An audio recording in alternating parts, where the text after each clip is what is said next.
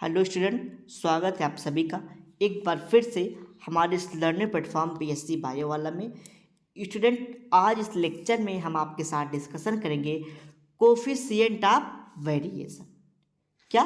Coefficient of variation या फिर variance आप कह सकते हैं। ठीक है, इसको आप लोग वेरिएंस या फिर वेरिएशन कह सकते हैं। ये क्या होता है इसको थोड़ा समझिए। देखिए, जो कोफिशिएंट ऑफ वेरिएशन होता है, ठीक है, ये क्या होता है, इसका उपयोग कहाँ किया जाता है, इसके बारे में आपको जानना है। इसका क्या फार्मूला होता है, ये 2 नंबर का क्वेश्चन हो सकता है, पूछ सकता है आपसे। ठीक, केवल आपसे इसका ये आपसे पूछ लेगा कि जो कोफिशिएंट वेरिएशन होता है उसका क्या फार्मूला है और उसके डिफिनीशन के बारे में। ये जाने कितना चीज़ आपसे 2 नंबर में पूछ सकता है, इतना टोटल यहाँ तक। चलिए देखिए, जो कोफिशिएंट ऑफ वेरिएशन होता है, पहली बात इसका जो उपयोग होता है ये कंपैरिजन के लिए होता है। किसके लिए होता है? कंपैरिजन के लिए। जैसे एक डाटा ये हो गया, ये दूसरा डाटा हो गया, तीसरा डाटा हो गया। तो जब दो से अधिक डाटा होते हैं, ठीक, जैसे दो व्यक्ति हो गए, भाई इन दोनों में क्या क्या समानताएं हैं, क्या भिन्नताएं हैं, तीसरा व्यक्ति आ गया, इन तीनों में क्या समानताएं, क्या भिन्नताएं हैं। तो कंपैरिजन करने के लिए कोफिशिएंट ऑफ वेरिएशन का उपयोग किया जाता है किसी डाटा सेट में। ठीक, किसी डाटा सेट में। चलिए अब हाँ, चलिए समझिए एक एक पॉइंट को। The measures of the measures it is measurement of the relative dispersion, यानी कि जो आसपास के जो डाटा है उसमें क्या भिन्नता है उसको मेजर करने के लिए उपयोग किया जाता है।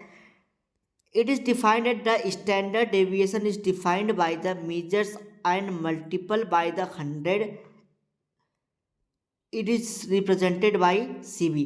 देखिए, स्टैंडर्ड डेविएशन को, स्टैंडर्ड वेरिएशन को, ठीक है, कोफिशिएंट वेरिएशन को हम लोग सी बी से रिप्रेजेंट करते हैं, पहली बात। ठीक है, इसको करने के लिए इसका जो फार्मूला होता है सी बी इक्वल टू होता है अरिथमेटिक मीन अपान सिग्मा अपान अरिथमेटिक मीन इंटू 100। तो यहाँ पे जो सी बी है इसका मतलब क्या? कोफिशिएंट वेरिएंस हो गया। सिग्मा का मतलब स्टैंडर्ड डेविएशन, ईएम का मतलब अरिथमेटिक मीन। तो ये इसके क्या हो जाते हैं, ये इसके फार्मूला हो गया। इसका उपयोग हम लोग दो या दो से अधिक डाटा का कंपैरिजन करने के लिए उपयोग किया जाता है। एक क्वेश्चन दे दिया गया है कि भाई सीवी आपको ज्ञात करना है, जिसमें सीवी ज्ञात करना है, स्टैंडर्ड यानी कि एसडी की वैल्यू 16 है और जो मीन वैल्यू है यानी कि जो आपकी अरिथमेटिक मीन है वो आपका 20 है। तो एस डी का मान 16 दिया गया है और इसका 20। तो 16/20 इंटू 100 आपको कर देना है। तो 100 कर दिया आपने, तो ये 1 0 से 0 कैंसिल हो जाएगा। बचेगा क्या? बचेगा आपका यहाँ पे 5, यहाँ पे बचा क्या? 10 बचा, और यहाँ पे क्या बचा? 16 बचा, यहाँ पे 20 बचा।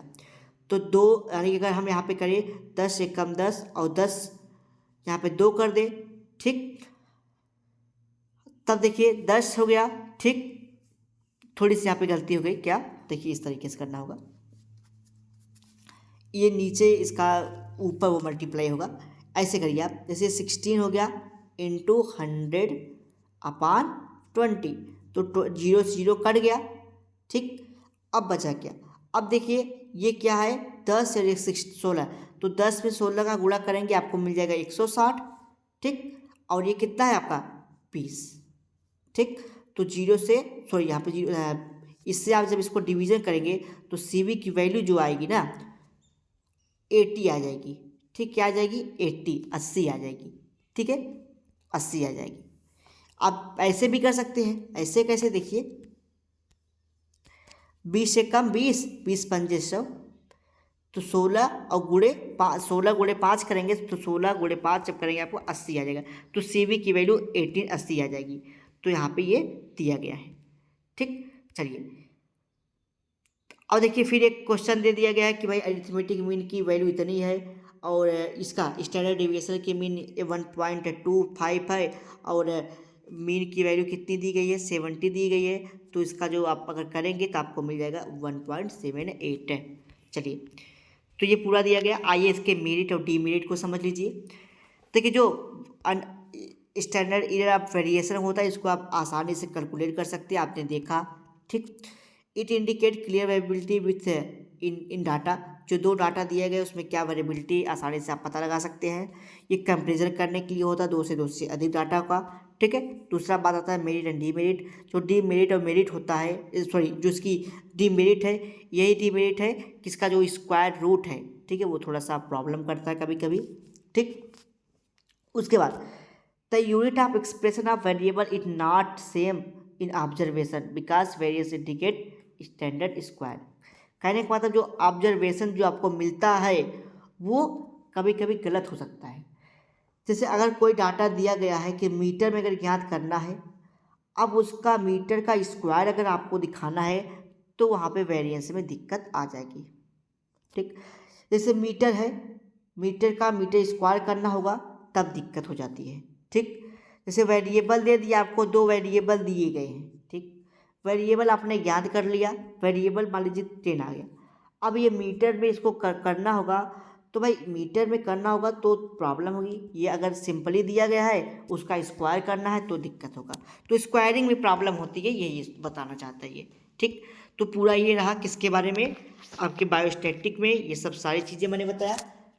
एक लेक्चर आपका और बचता है जिसमें हम बताएंगे फ्रीक्वेंसी ऑफ डिस्ट्रीब्यूशन, जो कि आपके सिलेबस में 2 नंबर का क्वेश्चन यहाँ से देखने को मिल सकता है। फ्रीक्वेंसी ऑफ डिस्ट्रीब्यूशन ये क्या होता है कल की क्लास में आपको बताएंगे।